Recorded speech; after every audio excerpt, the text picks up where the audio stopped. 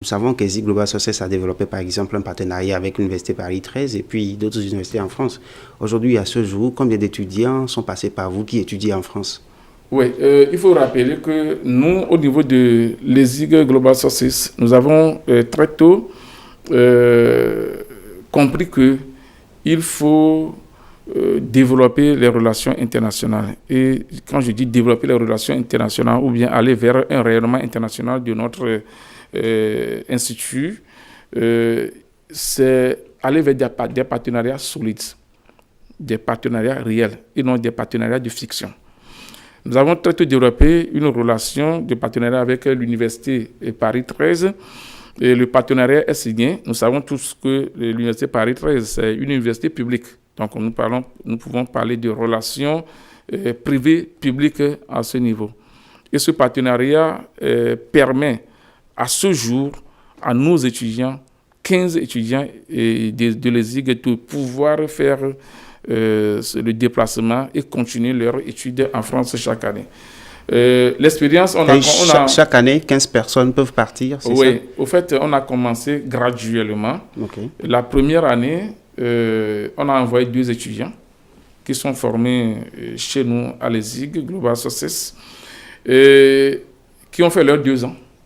Ils sont partis en France faire directement la licence professionnelle. On ne leur a pas regardé une année, on ne les a pas recalés. Oui, mais à ce niveau, comment ça s'est passé? Parce qu'ils étudiaient ici avant de partir. Il doit y avoir décalage entre ce qui se fait ici, ce qui se fait de l'autre côté. Oui, justement. Je parle du programme scolaire, en fait. Justement, le programme que nous exécutons, c'est avant tout le PPN français, le programme national français. C'est-à-dire, vous suivez le même programme Nous suivons le même programme français. C'est ça que, basé sur les DUT français, c'est le programme là que nous, on a adopté avec des adaptations locales. Autrement dit, quelqu'un qui est formé chez nous ne connaît pas que les réalités de la formation française, non. Il a les réalités de la formation française, certes, mais avec des adaptations locales.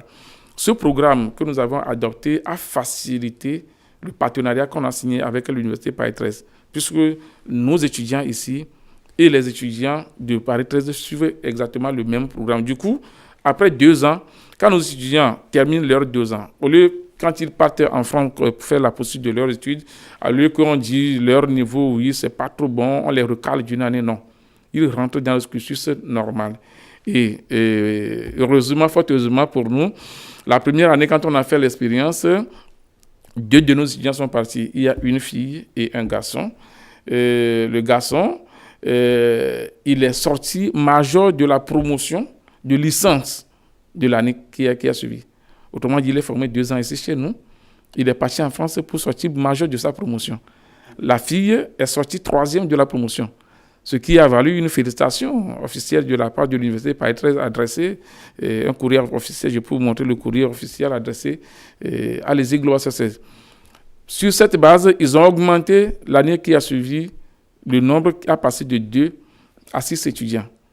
Tous les 6 étudiants, c'est pour voir mes étudiants. C'est dans ce cadre que on s'est rencontrés à Paris la dernière fois. Effectivement, quand on s'est rencontrés à Paris, j'avoue que j'ai poussé ma curiosité pour les rencontrer. Les 6 sont bien bossés aussi. Oui. Et cette année, on a signé, et j'arrive pour terminer, cette année, on a signé une convention qui permet la mobilité de 15 de nos étudiants. Chaque année, à partir de maintenant, actuellement, il y a 15 de nos étudiants qui vont partir. Au-delà de l'Université Paris 13, il y a l'Université Paris-Nanterre, il y a Créteil, il y a Paris 5, etc. Donc, toutes ces universités, du fait que nous sommes en partenariat avec une université publique qui fonctionne bien, toutes ces universités se positionnent et nous ouvrent leurs portes. D'ici 2 ans, l'ESIG sera capable d'envoyer chaque année faire la poursuite d'études à Paris au minimum 30 étudiants. D'accord. Alors, monsieur le directeur, nous arrivons malheureusement à la fin de cette émission. J'aurais aimé qu'elle soit beaucoup plus longue que ça, mais il y a une question très importante qui ne peut pas nous échapper ici sur ce plateau. C'est que cette année, l'État français a multiplié les frais d'inscription au au moins par 10 Oui. des étudiants non français Oui. qui arrivent. Et quand on sait très bien que l'Afrique est en pôle de position, en première position, parce que les statistiques disent qu'au moins 42% des étrangers qui étudient en France sont africains. Et le reste, c'est les autres. Bon, donc c'est l'Afrique. Alors, multiplié par 10 les frais d'inscription, est-ce que cela ne risque pas d'étrangler nos étudiants qui sont de l'autre côté? Oui, c'est une nouvelle qui nous a tous secoués. Parce qu'il faut rappeler d'abord que nos étudiants qui partent ici sont traités exactement. La bourse qu'on leur accorde leur permet d'être traités exactement comme un Français qui étudie en France, au même titre. Parce que... Et ça, c'était avant. Oui, ça c'était avant. Parce qu'ils ne payent que les frais de gestion administrative de la formation en France qui ne dépassent pas nos 150 000 francs CFA ici. C'est-à-dire que l'étudiant qui a notre bourse, qui continue ses études à Paris, arrivé à Paris, ne paie pas plus de 150 000 francs. Ça veut dire qu'à Paris, on paie moins cher que dans votre université, par exemple. C'est une bourse qu'ils ont reçue. C'est une bourse qu'ils ont reçue, qui bénéficie de tous les moyens de l'État pour se faire former. Effectivement, quand la nouvelle est venue, ça nous a un peu choqués parce que ça ramène en même temps les frais de formation autour de 2 700 000 pour chaque étudiant, ce qui est vraiment énorme pour la bourse du petit Togolais. Fort heureusement, nous, l'université dont nous sommes partenaires, l'université Paris 13, et c'est cette université d'ailleurs qui concentre le plus grand nombre d'étudiants étrangers, surtout venant de l'Afrique, a décidé qu'eux ne vont pas appliquer cette réforme et qu'ils maintiennent le statu quo par rapport à l'ancienne formule qui consiste à payer les mêmes frais que les Français qui se font former. Donc, pour dire que nos étudiants qui sont désignés ou bien qui sont sélectionnés qui partent d'ici pour étudier en France, ils fonctionnent dans les mêmes conditions comme les années passées. Il n'y a pas de changement pour eux. Donc, vous êtes en train de nous dire qu'effectivement, il y a eu une loi, vous reconnaissez qu'il y a une loi.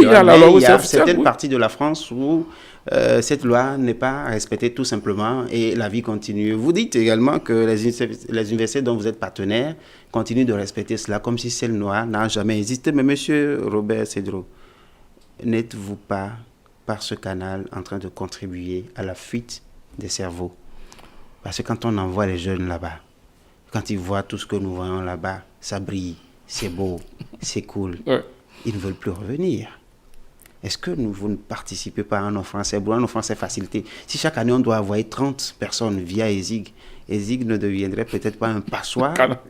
Un canal d'immigration. Oui, un canal d'immigration. Non, mais surtout de la fuite des cerveaux, parce que ces cerveaux-là, parce que ce sont des meilleurs que vous envoyez, ça il faut le préciser. C'est les meilleurs que les universités demandent. Bon, ils ne demandent pas n'importe qui. Est-ce que après, quand on va commencer à leur faire des propositions, de jolies propositions, est-ce qu'ils vont encore accepter de revenir ici? C'est en cela que je parle de fuite de cerveau. Oui, voilà. C'est une question essentielle qui mérite d'être traitée avec beaucoup de sérieux. Je crois que quand vous allez dans toutes les grandes universités, dans tous les grands pays du monde, la mobilité est essentielle pour le savoir. Parce que tu ne peux pas cultiver que ton champ et penser que c'est ton champ qui est le meilleur champ du monde.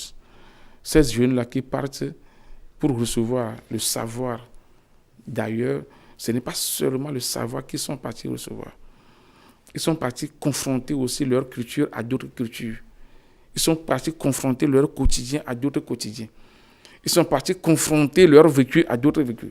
Et ils ont de l'expérience qu'ils peuvent mettre au profit de la construction de notre pays après. Et vous allez voir que généralement, ceux qui partent et qui ne reviennent pas, c'est ceux qui, excusez-moi le terme, sont sans qualification. Autrement dit, c'est généralement ceux qui se débrouillent. Mais ceux qui ont de la qualification, qui ont du métier à vendre, ils ne perdent jamais pied dans leur pays d'origine. C'est le fait que nous risquons peut-être de perdre ces cerveaux-là qui non, on ne va pas les perdre. Moi, je les ai entretenus la dernière fois à Paris. J'ai discuté avec eux et chacun d'eux a un projet. Il dit, DG, je vais bosser 3-4 ans. J'ai tel projet que je veux réaliser au pays. j'ai tel projet que je veux réaliser. Même mes étudiants qui sont là, ils m'ont dit, déjà, au niveau de l'amélioration de l'enseignement chez nous, il faut que nous soyons en relation permanente avec nos jeunes qui sont ici pour pouvoir partager certains TP, travaux pratiques avec eux, partager nos expériences en termes de TD, partager, etc. Je crois qu'ils sont déjà en train de contribuer à l'amélioration de la formation et la construction de notre pays. Il est vrai, il y a une partie qui ne va pas forcément revenir si tôt. À ce niveau aussi, il y a des questions qu'il faut se poser. Effectivement, il y a des questions qu'il faut se poser. Ouais. Et je vous assure que si on avait le temps, je vous aurais pris sur cet angle-là. Peut-être que j'inviterai monsieur le ministre de l'enseignement supérieur pour qu'on en parle. Parce que je sais que vous voulez toucher un point important qui est très important pour nous aussi. Parce que revenir, oui, d'accord. Oui, les conditions dans lesquelles il faut revenir. Mais donc, voilà qui va prolonger cette émission pour une autre fois. Monsieur Robert Kokou-Cedro, je rappelle que vous êtes le directeur de l'Institut supérieur Global Success, qui est une université privée de la place. Monsieur Cedro, merci. C'est moi qui vous dis merci et je profite de ce plateau pour lancer un appel aux jeunes qui veulent se faire former dans les filières innovantes, de ne pas perdre de vue les Global Success qui est à Bekota. Nous pouvons les aider à mieux se faire former et à devenir une réelle ressource humaine potentielle créatrice d'entreprise.